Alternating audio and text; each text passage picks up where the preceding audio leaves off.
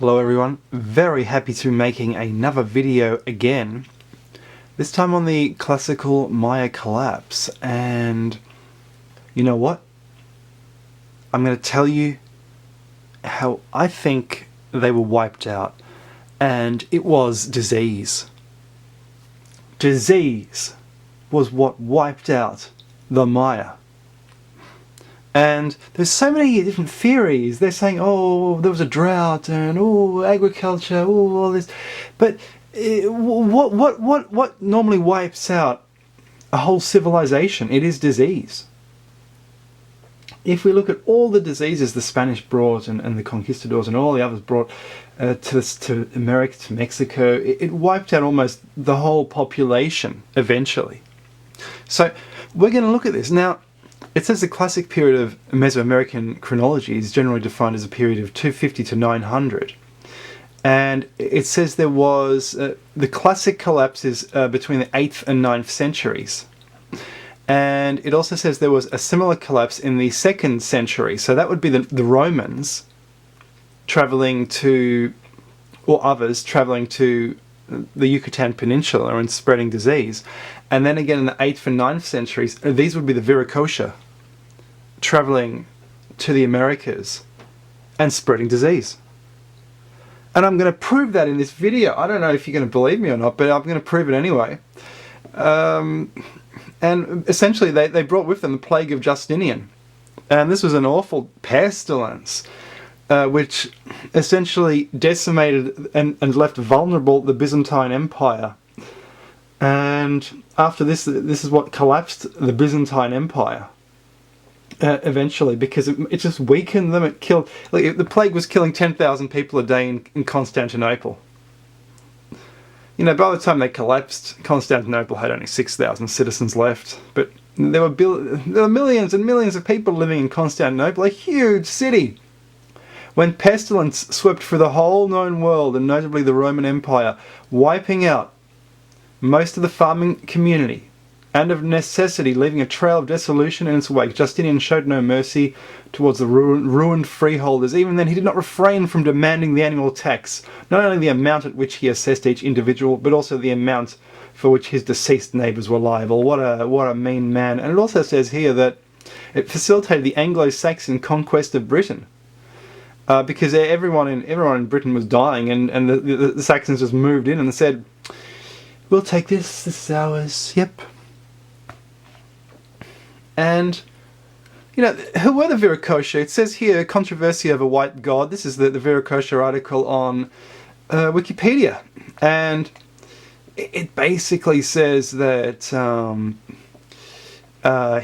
there's different accounts. So, and this article does keep changing. So, but one account tends to say that he has a beard. The beard, once believed to be a mark of prehistoric European influence, quickly fueled and embellished by spirits of the colonial era, had single significance in the continentally insular culture of Mesoamerica. Okay, so what they're saying is, look, they're saying lots of this was Spanish propaganda. And you know, the Viracocha actually looks quite a lot like some of the priests in later times who went to visit the Americas along with the Spanish. He had a staff, he was carrying a book, he had a beard, sometimes he had feathers in his hair. That sounds like the Romans to me, to be honest. And do you remember a video I made, blowing the lid, you know? Look, and I said this thing here, that in Peru is basically like this statue I photographed in Ireland. And I said, look, it's basically a young Apollo or a young Hercules strangling the snakes in the womb. It's a European legend, but it's a worldwide legend as well. So what's it doing in these two places in an area of prominence? And I showed you how the Irish doorways were the same in appearance as the Inca doorways, etc., etc., etc. In addition, I talked about the Temple of Kalasaya next to Tiwanaku. In Tiwanaku, and I showed you these faces, and I compared them to the faces you find in British temples, such as Temple Church in London. So, what's going on? I also compared them to faces on an outlying Irish island, the White Island figures, these figures here, just stuck into a wall, really.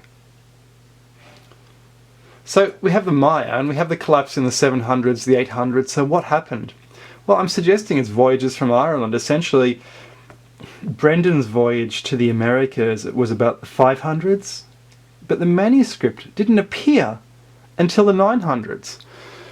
And in the intervening period, all these other manuscripts of voyages pop up, and lots of people are going to America, and they're just the ones that have been recorded. What about the ones whose manuscripts are lost to us that haven't been recorded? You look up St. Brendan, that's St. Brendan, he's got his, he's on a whale or something like that. This is just, some of this stuff is just unbelievable. It's so interesting. Legendary journey, voyage of St. Brendan.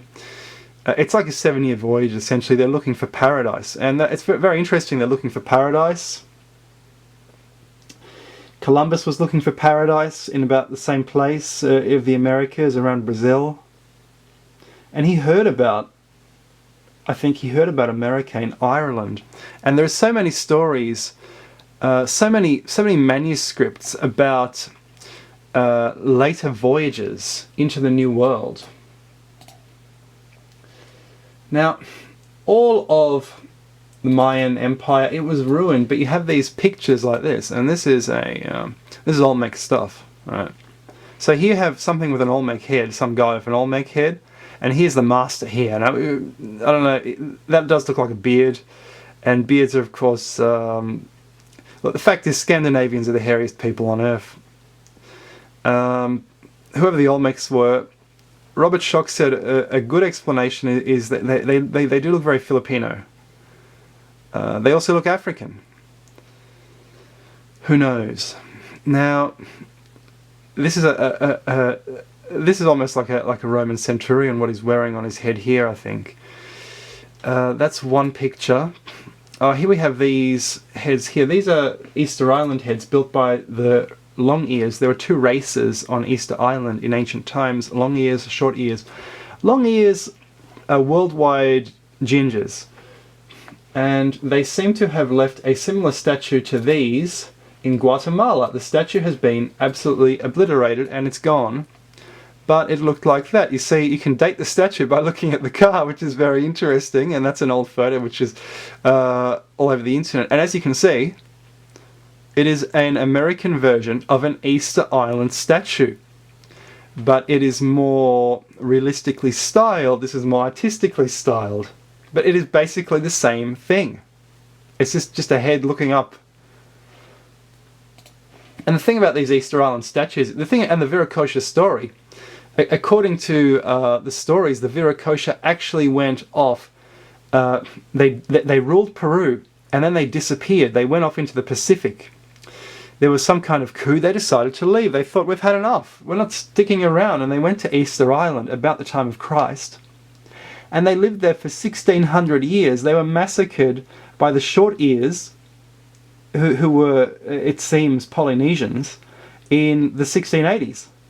And so Tor Heyerdahl, the famous explorer, has been saying, all his life that, Easter Islanders came from South America. But the thing is, they were massacred. And then the modern geneticists come and do the DNA, and they check the DNA, and it's all Polynesians. Therefore, he's wrong. But of course they were massacred. They were destroyed.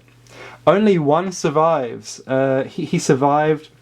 He had a family with the short ears. He was spared because his wife was a short ear, and his family became the ruling class in Easter Island during the 20th century, possibly because he was a long ear. And some of the descendants, they indeed had red hair. There was photographic proof of that in the 20th century. And they had these sort of red bundles on their heads. This is more redhead stuff, like, the redhead mummies in Peru. The hair might have been bundled up like this or something. I don't know what's going on. That's a bit weird. This is when the English got here, and they saw this ruined landscape, essentially. What happened was there were no more trees left. The agriculture was failing. The 1680s, look, It was the Little Ice Age. They were burning witches in Europe at the same time. So of course they were going to treat their red-headed ruling class of long ears with absolute contempt and hatred, because they might have thought they were responsible for the bad weather. The revolutions happened all over Europe at the same time as they happened in Easter Island. Long ear, you see. And modern archaeologists say, well, there's no evidence there were two races. It's all stories. It's all oral traditions handed down for generations. So therefore, it's made up. They just talk about that to gain respectability, but it's not true, is it? And there's it's a picture of Viracocha based on ancient description. And this is the Yucatan Peninsula, and I'm going to prove how easy it is to get from Europe directly to the Yucatan Peninsula to spread that Justinian plague. It is so easy. You hop on one of these currents, and it basically, you put your boat on one of these currents, and it takes you there. Now, Columbus was in Ireland, and if you're in Galway, where he was, you feel this wind. It's just blowing at you. This is Galway, beautiful, beautiful city. It was a city of pirates and Spanish merchants. This is a medieval bit here, and if you walk along a pier, you can just feel a wind that never stops, and it's blowing from America. And that's this wind here, this North Atlantic drift, and it blows you back to Ireland. So you have to travel south almost to Africa, and some of these accounts, the Irish voyages, they do these pilgrimages just for reasons of exploration, that they're a bit bored, or they want to find paradise or something like that. And they talk about black people, and then they talk about endless days on the water, and they talk about temples as well, and strange peoples. And so Columbus's secret weapon was he went south for a very long way. The Portuguese and the others didn't know you. They thought, well, you can't go in that direction. There's no current, but they didn't know you had to go south first. And look where it goes. Look where the current goes.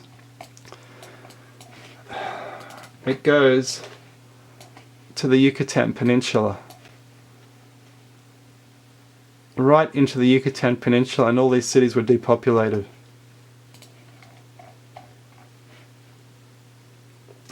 Thanks very much.